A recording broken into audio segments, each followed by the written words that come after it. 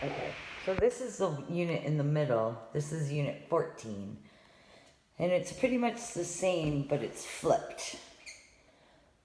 The kitchen is on the left when you walk in versus the right when you walk in from the other two units.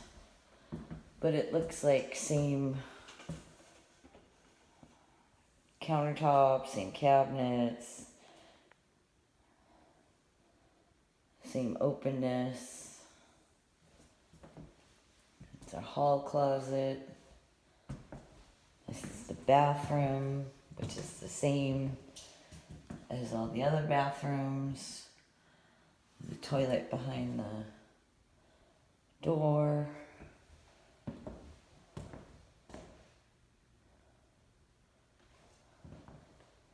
Garage over there. The lights flickering. And no crack in the ceiling, so that's good.